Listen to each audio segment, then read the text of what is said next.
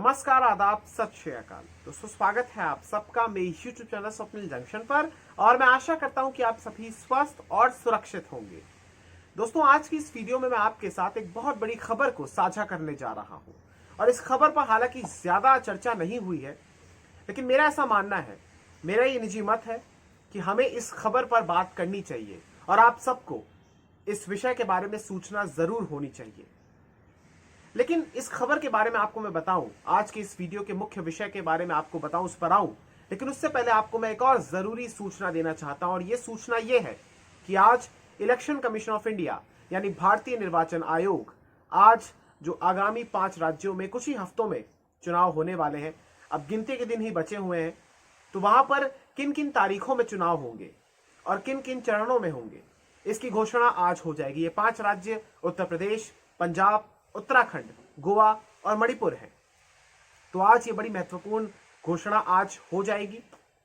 और लेकिन अब मैं इस सूचना के बाद आज के इस विषय पर लौटूंगा। देखिए, आप सब जानते हैं दोस्तों कि भारत एक लोकतंत्र है और एक लोकतंत्र के भीतर चुनाव कितनी महत्वता रखते हैं ये बताने की जरूरत नहीं है, बल्कि चुनाव ही एक लोकतंत्र की आत्मा भी होते हैं। हालांकि इसके साथ बहुत सारी चीजें और जुड़ी होती है, लेकिन चुनाव कराना बेसिकली उसका वो मूल मंत्र है कि लोकतंत्र आखिर होता क्या है, जहां पर एक वोटर के पास या एक नागरिक के पास देश के वो अधिकार होता है कि वो अपने उम्मीदवार को, मनपसंद उम्मीदवार को चुन सके।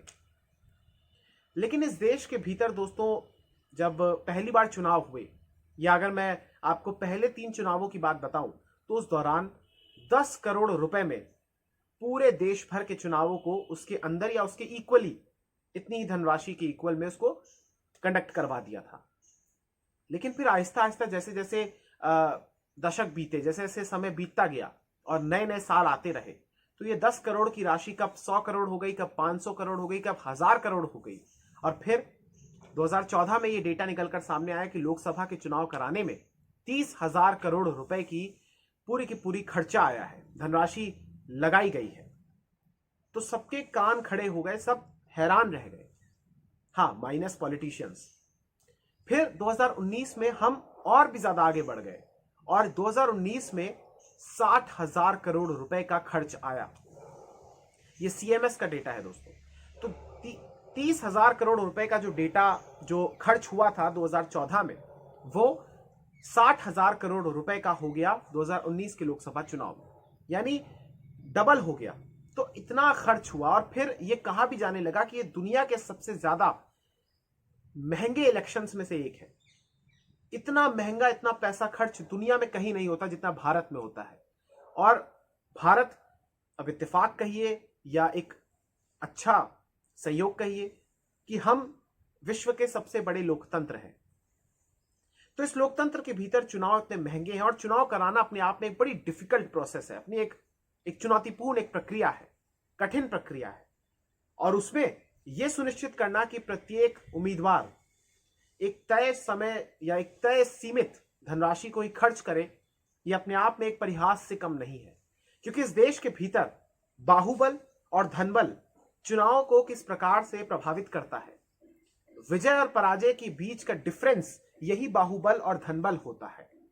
और इस देश के भीतर ये, इसीलिए हम गरीब भी हैं, इसीलिए हमारे देश में भ्रष्टाचार इतने शिखर पर पहुंचा हुआ है। क्यों? क्योंकि हमारे देश में वो सिस्टम जो है, और जो सिस्टम में वो इंस्टीट्यूशंस मौजूद हैं जिनके ऊपर ये दायित्व होता है कि वो चेक एंड बैलेंस करें, वो ये सुनिश्चित करें कि कोई भी चीज गलत ना हो, चाहे देश की इलेक्टोरल प्रोसेस हो या देश की सरकारें किस प्रकार से फंक्शन करती हैं, उन तमाम चीजों पर, ताकि देश पूरी पारदर्शिता के साथ चल सके, देश को चलाने वाले निष्पक्ष रहे, पारदर्शी होकर काम कर सके।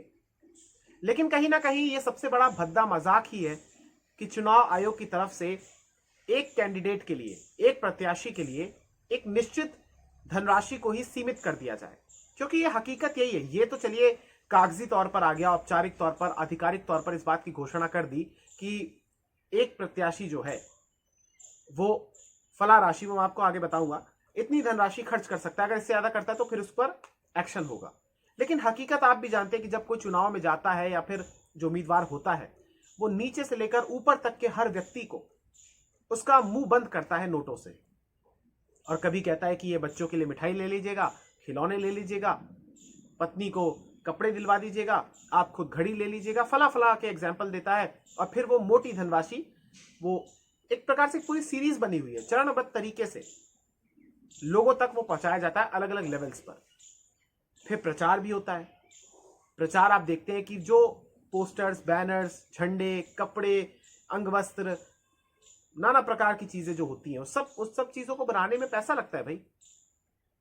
फिर जो वाहन इतने सारे यूज होते हैं उसमें ईंधन भी तो डलवाना पड़ता है, वाहन भी कई बार खरीदना पड़ता है, किराए पे लेना पड़ता है, उसमें भी पैसा खर्च होता है, और भी भिन्न भिन्न प्रकार के एक्सपेंसेस होते हैं।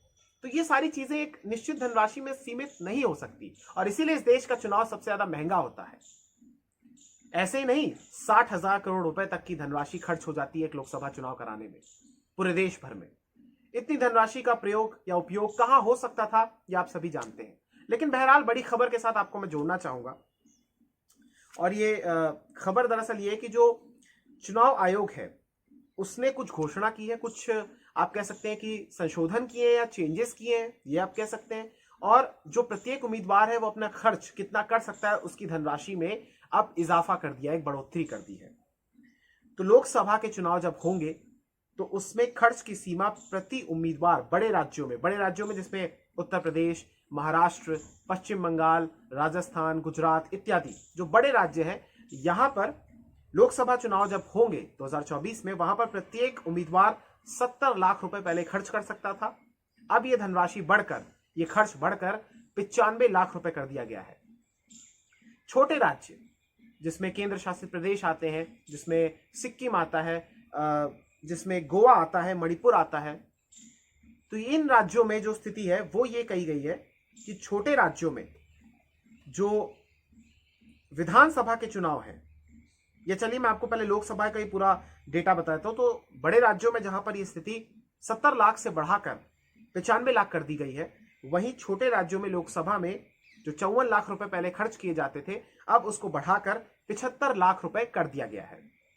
यह स्थिति लागू होगी 2024 में, क्योंकि तब लोकसभा के चुनाव होने हैं।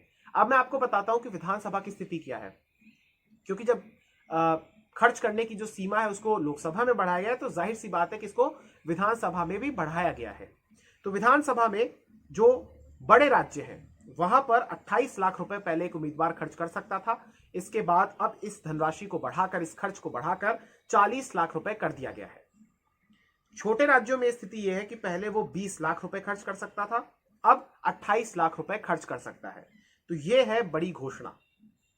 अब मैं आपको बताना चाहूंगा दोस्तों कि ये इस पूरे निर्णय के लिए दरअसल आखिरी बार जो बढ़ोतरी हुई थी, वृद्धि हुई थी, इसे 2014 में जब लोकसभा के चुनाव हुए थे तब यह खर्च बढ़ाया गया था। उसके बाद फिर 2020 में 10% की वृद्धि हुई थी, लेकिन अब तकरीबन 7 वर्षों के बाद अब यह बड़ी वृद्धि हुई है।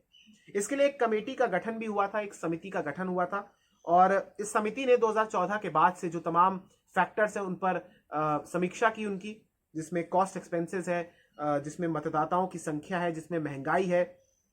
तो ऐसे में इस खर्च को बढ़ाने की अनुशंसा की गई, सिफारिश की गई, और फिर इसके बाद कानून मंत्रालय की तरफ से बेसिकली ये सारा नोटिफिकेशन और कह लीजिए प्रेस रिपोर्ट, मीडिया रिपोर्ट, जो भी है, सारा निर्णय आ गया और ये बड़ा फैसला हुआ। तो आने वाले समय में जो विधानसभा के चुनाव होने हैं उसमें ये सारी चीजें लागू हो जाएंगी, यानी विधानसभा चुनाव जो 5 राज्यों में होने हैं, फिलहाल कुछ ही दिनों में, कुछ ही हफ्तों में जो शुरू हो जाएंगे, तो वहां पर जो विधानसभा चुनाव होंगे उसमें 28 लाख से बढ़कर 40 लाख रुपए एक उम्मीदवार खर्च कर सकता है। लेकिन मैंने जैसा कहा कि एक कागजी डेटा होता है, हकीकत आप भी जानते हैं कि कहां कहां ये चीजें खर्च होती हैं, विज्ञापन हो, पैसा देना हो, नीचे से लेकर ऊपर तक के आंकड़े खरीदने हो, वाहनों पर खर्च होता है, ईंधन पर, और छोटे मोटे खर्चों में भी हजारों या करोड़ों रुपए खर्च हो जाते हैं। फिर वो जब आप इक्वल सबको समावेश करेंगे, ऐड करेंगे, तो फिर वो 1000 करोड़ों में पहुंच जाता है। तो भारत में चुनाव कराना बड़ा मुश्किल है।